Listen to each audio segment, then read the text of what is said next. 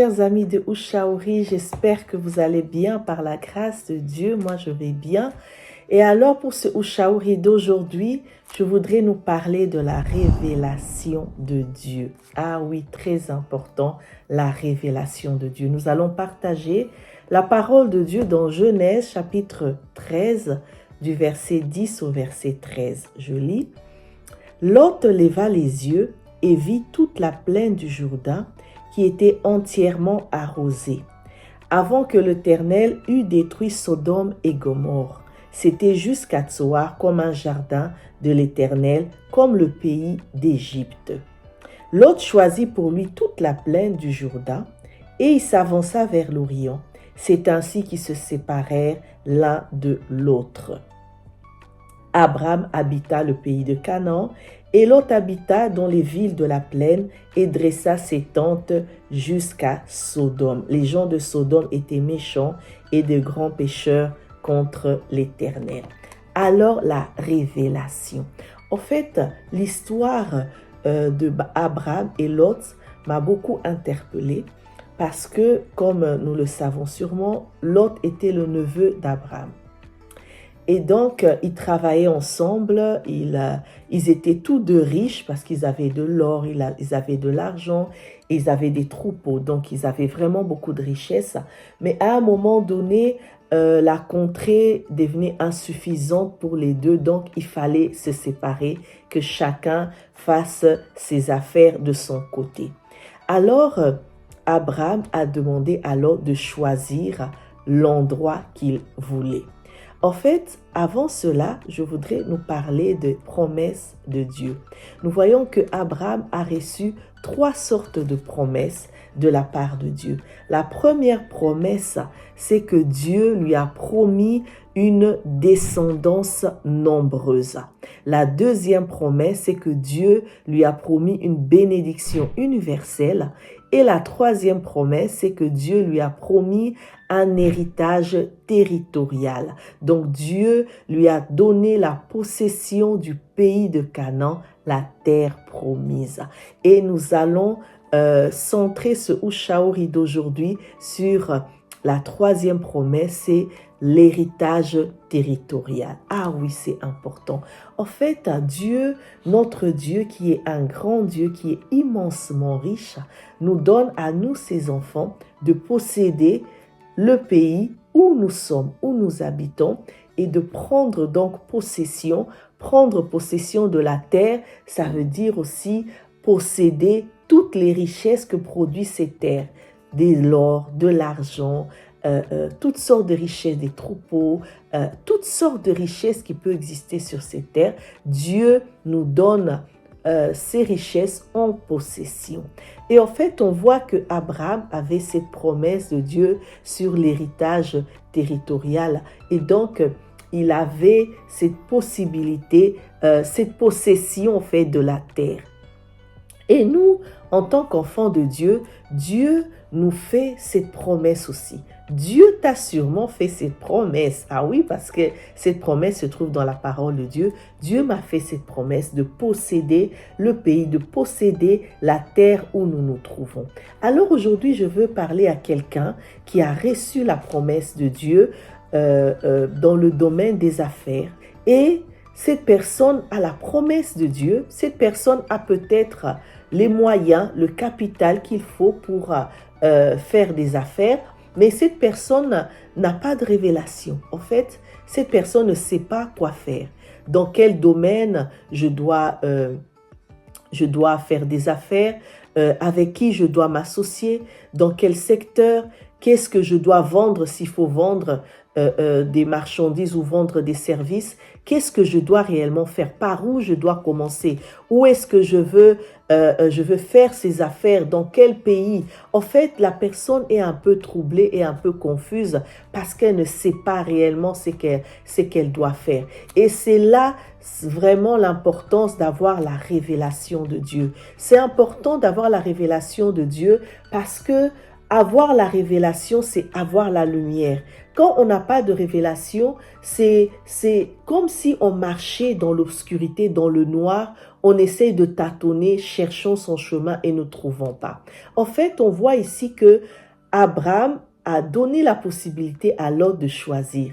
Et qu'est-ce que le verset 10 nous dit? Que Lot leva les yeux et vit toute la plaine du Jourdain qui était entièrement arrosée.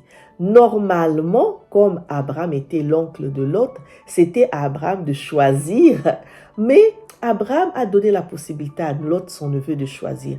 Et qu'est-ce que Lot a fait? Lot a choisi avec ses yeux physiques. Ses yeux ont vu la plaine du Jourdain. Ses yeux ont vu cet endroit entièrement arrosé. C'était tellement beau. Tellement beau, tellement beau. Et il s'est dit, sûrement, moi, je veux cet endroit. Parce que là, il s'imaginait que là, il va prospérer, là, il va fleurir, là, ça sera bon pour lui. Erreur, erreur, erreur. Parce que des fois, quand on voit des bonnes choses, derrière, il y a pire que ça. En fait, on voit par la suite l'histoire, c'est que Sodome et Gomorrhe, il y a eu tellement de péchés que Dieu a détruit Sodome et Gomorrhe. Et donc, c'était perdant pour Lot par rapport à Abraham, qui a pris ce qui restait, mais c'était ça, sa destinée. En fait, je veux te parler à toi qui a la promesse de Dieu. Dieu t'a peut-être promis que tu allais être riche. Vous savez, quelqu'un avait dit, la richesse ne vient pas avec le travail séculier. Non, la richesse vient quand on crée, quand on a des idées créatives et on fait des affaires. C'est là que la richesse vient. En fait, Dieu t'a promis d'être riche.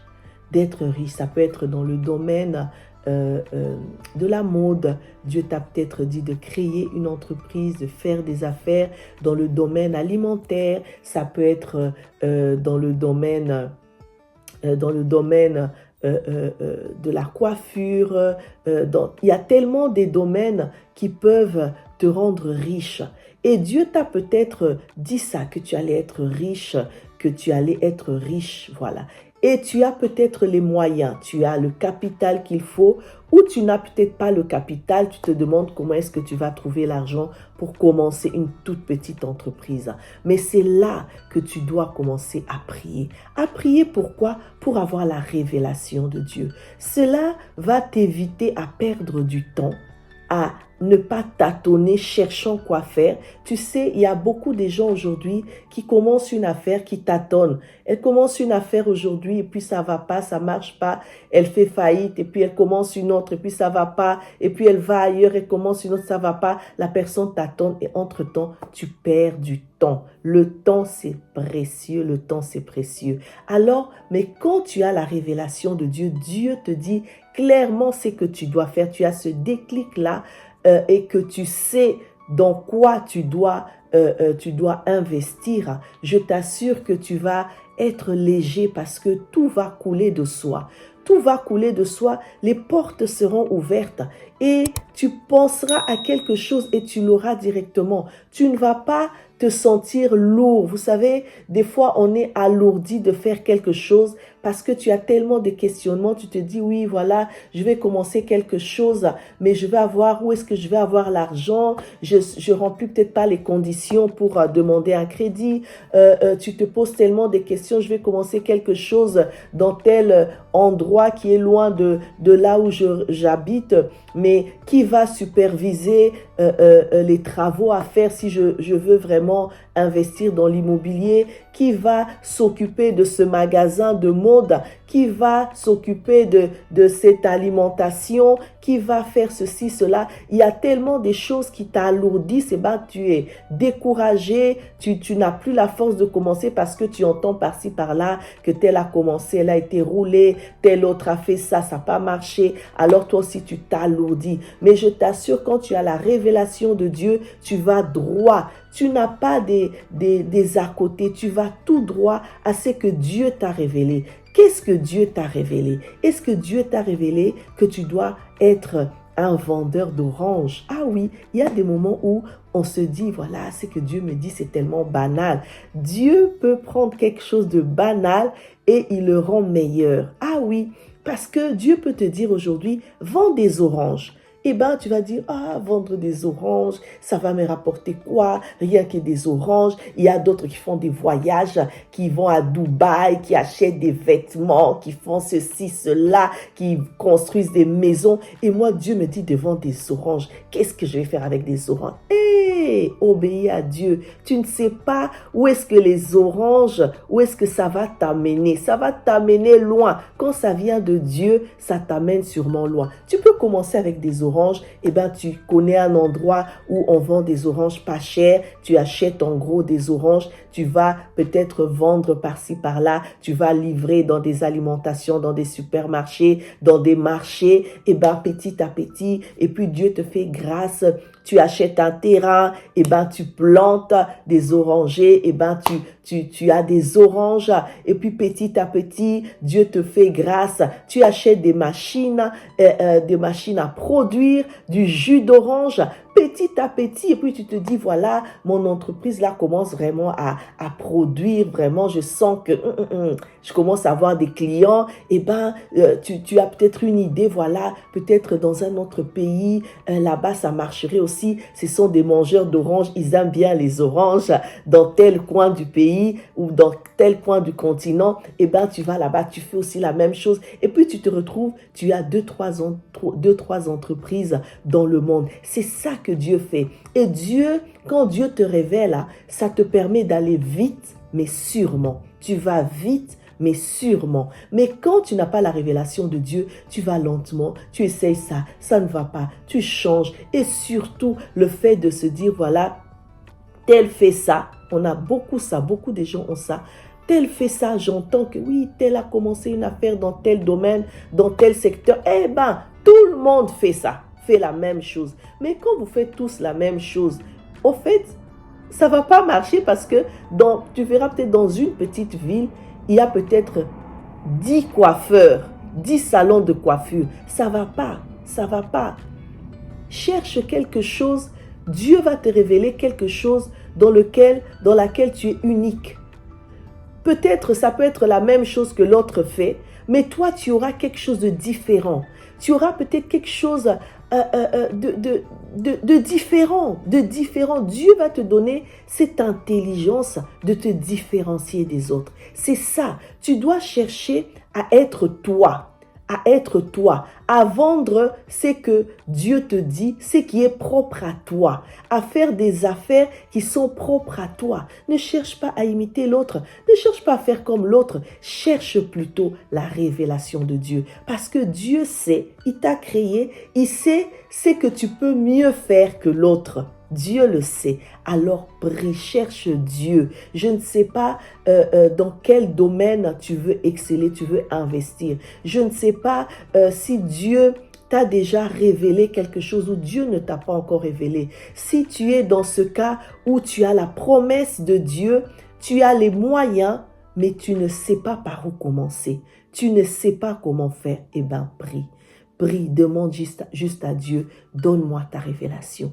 Esprit de connaissance, esprit de révélation, viens m'illuminer, viens illuminer mon intelligence, que je sache où je dois mettre les pieds, que je connaisse cette terre qui doit produire des richesses. Tu es peut-être en Belgique, mais Dieu t'envoie dans la terre de la Côte d'Ivoire. Tu es peut-être au Bénin et Dieu t'envoie dans la terre de l'Allemagne. Tu es peut-être aux États-Unis et Dieu t'envoie dans la terre du Tchad. Donc Dieu peut t'envoyer là où Dieu t'envoie, là sûrement tu vas exceller. Alors sois attentif à la voix de Dieu. Quand Dieu va te parler, s'il te plaît, n'hésite pas. Ne te pose pas de questions. Ne minimise pas ce que Dieu t'a dit. Ne doute pas. Fonce et tu verras, ta destinée sera meilleure. Alors joins-toi à moi et nous allons prier. Éternel notre Dieu, nous te disons merci pour ce Ushaouri d'aujourd'hui où tu nous parles sur la révélation. C'est vrai que quand nous n'avons pas de révélation, nous tâtonnons, nous sommes dans la confusion, nous sommes dans le noir. Seigneur, tu nous as appelés à être riches parce que nous sommes tes enfants. Nous sommes tes enfants et tu connais les projets que tu as formés pour nous, projets de paix et non de malheur, pour nous donner de l'avenir et de l'espérance. Je prie aujourd'hui pour mon frère, je prie pour ma sœur qui a reçu cette promesse, qui a les moyens, qui a les possibilités, les capacités, Seigneur, de réaliser ce que tu lui as promis, mais qui n'a pas la révélation, qui ne sait pas par où commencer, qui ne connaît pas son parcours, qui ne connaît pas ce chemin, Seigneur, emprunté. Seigneur, je prie, ô Dieu de gloire, que tu l'éclaires. Je prie, Seigneur, que tu illumines son intelligence, que tu crées ce déclic, Seigneur, qui va lui permettre, Seigneur, de prendre ce chemin que tu as tracé pour elle et d'avancer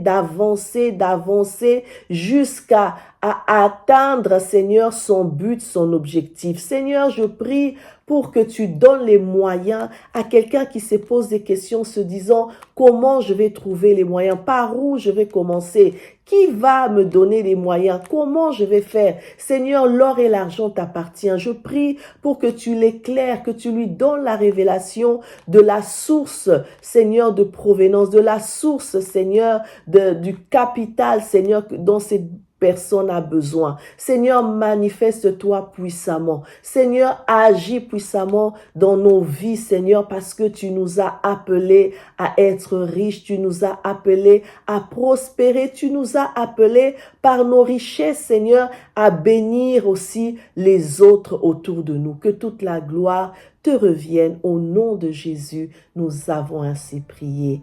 Amen, amen, amen. Alors je te dis que Dieu te bénisse, que Dieu bénisse tes entreprises, que Dieu bénisse tes affaires, que Dieu te donne le courage de commencer, de te lever et de commencer quelque chose. Et surtout, ne te limite pas à ce que tes yeux physiques voient, mais vois au-delà. Cherche la révélation de Dieu et il te montrera ce que tu vas commencer à faire et tu verras. Tout ira bien et tu vas prospérer, tu vas impacter dans le monde. Que Dieu te bénisse et à la fois prochaine.